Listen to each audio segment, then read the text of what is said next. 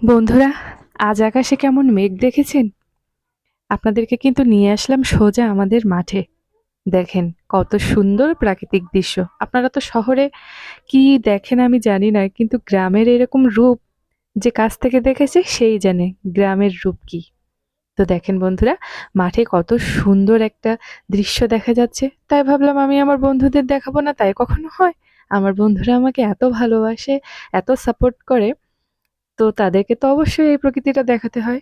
তাই সোজা চলে আসলাম এই ঝড় বৃষ্টি মাথায়, মানে আকাশে কিন্তু প্রচুর মেঘ ডাকছে, এদিকে মেঘ করে আছে। তারপরেও আমি চলে আসলাম মাঠে। তো দেখেন, মাঠে সব ধান কেটেছে আর কিছু ধান এখনো কাটতে পারিনি, তার মধ্যেই বৃষ্টি চলে এসেছে। আর যেগুলোতে ধান কাটা হয়ে গিয়েছে সেখানে সব জল জমেছে, কিছুদিন পরে এখানে মাছ হবে। তো সবাই মিলে মাছ ধরবো। আর এই সেই জায়গা যেখানে কিছুদিন আগে একটা ভিডিও দেখেছিলাম, ছেলেমেয়েরা খেলা করছিল।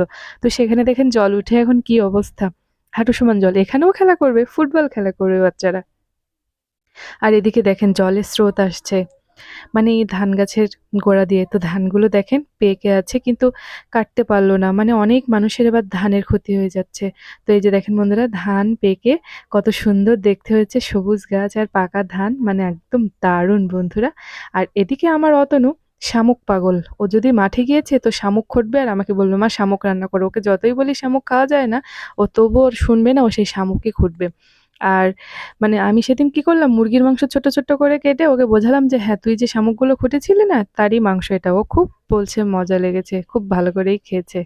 তো এই যে দেখেন ও এখানে এসেও শামুক খুঁড়তে লেগেছে। আর এই ধানগুলো মানে এখানে সব পাতিয়ে রেখেছে, বৃষ্টির জন্য সব ভিজে গিয়েছে।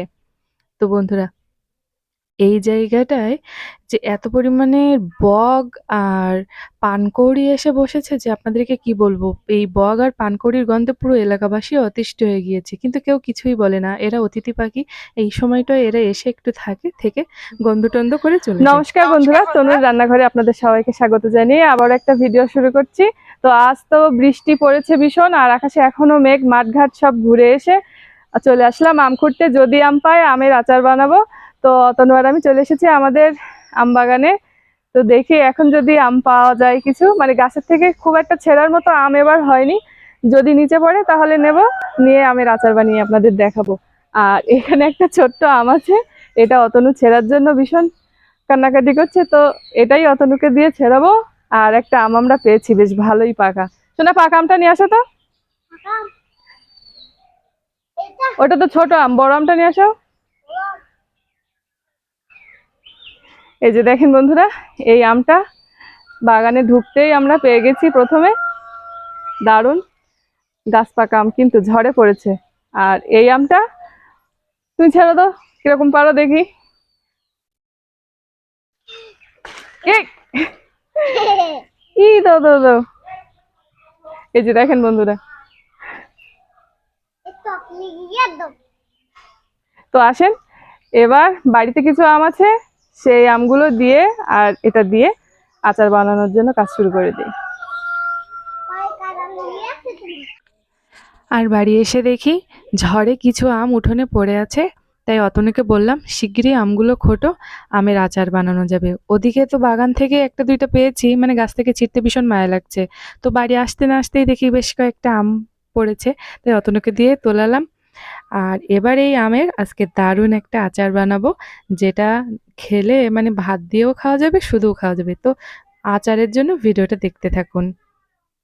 আমের সিজনে আপনাদেরকে আমের কোনো রেসিপি করেই দেখাতে পারলাম না, কিন্তু একবার কিছু দেখাবো না তাই বলে কি হয়। তাই এবার একটু আমের আচার বানিয়ে দেখাবো। তার জন্য আমগুলো ভালো করে ধুয়ে নিচ্ছি দেখেন বৃষ্টির জলে। এবার এই আমগুলোকে সুন্দর করে কেটে তারপরে আচারের জন্য রেডি করব। তো বন্ধুরা, আমের তো অনেক রকমই ভিডিও আপনারা দেখছেন, তো আমি আজ তেল ছাড়া আমের আচার বানাবো।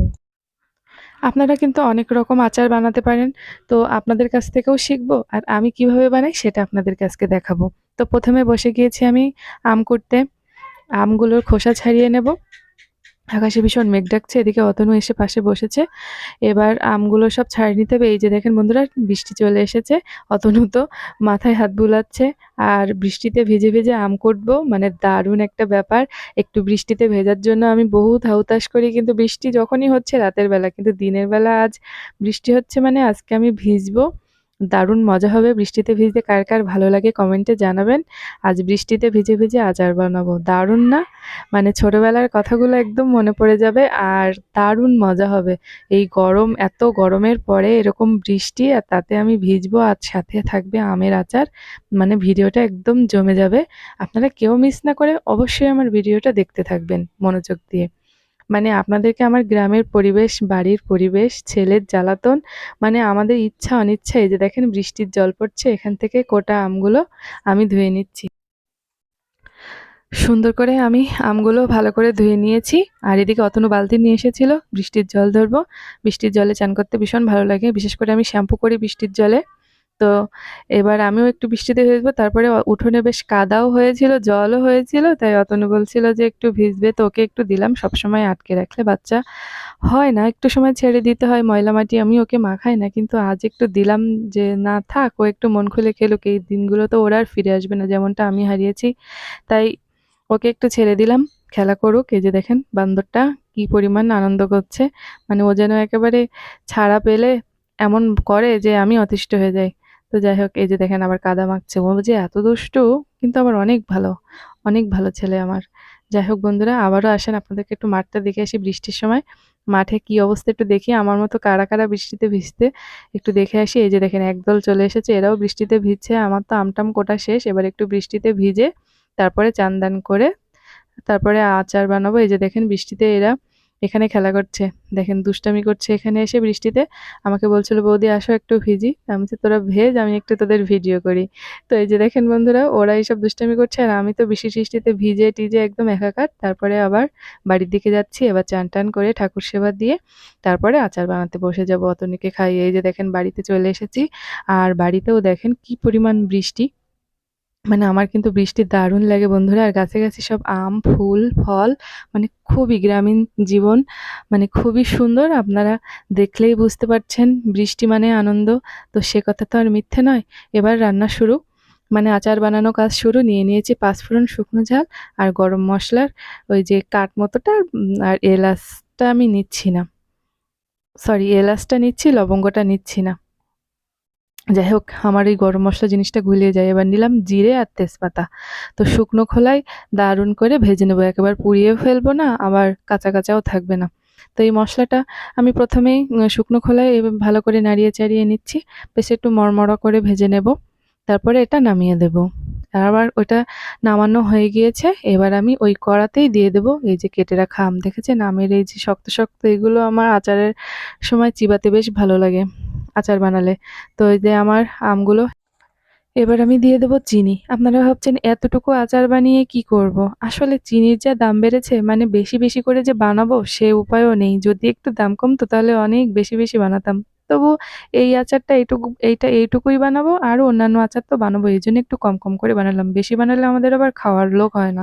আর আপনাদের দাদা তো মিষ্টি পছন্দই করে না। আমি যা একটু ভাতের সাথে মাঝে মধ্যে খাই, আর ওর বাবাও খায় খুব কম। আর ছেলে তো মানে ওর খাওয়া তো আর খাওয়ার ভেতরে পড়ে না। তো যাই হোক বন্ধুরা, আমের সাথে চিনিটা এভাবে ঘুরতে ঘুরতে একটা সময় মানে এই আমটা সিদ্ধ হয়ে আসবে। তো ভিডিওটা দেখতে দেখতে বলি, আপনারা কিন্তু অবশ্যই আমার চ্যানেলটা সাবস্ক্রাইব করবেন, লাইক কমেন্ট শেয়ার করবেন। এই যে বন্ধুরা, মশলাটা আমি এবার পাটায় বেটে নেব, আপনারা চাইলে ব্লেন্ডার করতে পারবেন। তো এই যে দেখেন চিনিটা মনে হচ্ছে না যে একেবারে জল দিয়ে আম দিয়ে ঘুরছি, তা কিন্তু না, চিনিটা গলে এরকম হয়েছে। তো যেটা বলছিলাম, আপনারা কিন্তু অবশ্যই আমার ভিডিওগুলো আবার সম্পূর্ণ দেখবেন বন্ধুরা। এই যে দেখেন চিনি আর আমটা ঘুরতে ঘুরতে এই পর্যায়ে এসেছে, আমটা ভালোই সিদ্ধ হয়ে এসেছে। আরও একটু বেশি চিনি দিলে মনে হয় ভালো হতো, কিন্তু আমি আবার একেবারে বেশি মিষ্টি পছন্দ করি না, একটু টকটক না হলে ভালো লাগে না। আমটা ঘুরতে ঘুরতে এরকম বেশ টাইট মতন হয়ে এসেছে, এবার দিয়ে দেবো সেই মশলাটা। আপনারা কিন্তু ভিডিওতে অবশ্যই লাইক করবেন, কমেন্ট করবেন আর সাবস্ক্রাইব করবেন প্লিজ বন্ধুরা। শুধু দেখেই চলে যাবেন কেন, একটা সাবস্ক্রাইব করলে আপনাদের কি হয়। যাই হোক বন্ধুরা, এবার আমি মশলাটা দিয়ে আমটা দিয়ে ভালো করে ঘুটে নেব। মানে কি বলবো, বেশ এত সুন্দর একটা কালার আসবে। আপনারা চাইলে এখানে হলুদ অ্যাড করতে পারবেন, কিন্তু আমি হলুদ অ্যাড করবো না, আমার কাছে এই কালারটাই লোভনীয় লাগে, তাই জন্য আমি এটা রেখেছি। গল্পে গল্পে আর বৃষ্টির মধ্যে আমার আচারটা কিন্তু ভালোভাবে হয়ে গেছে। এই আচারটা আমি পুরো 1 বছর ধরে সংরক্ষণ করতে পারবো, এবং আমি একটু ফ্রিজেই রেখে দেবো, আপনারা চাইলে বাইরেও রাখতে পারবেন। এই যে দেখেন আচারটা।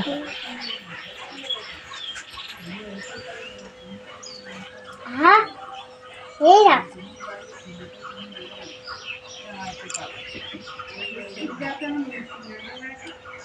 হ্যাঁ যাও।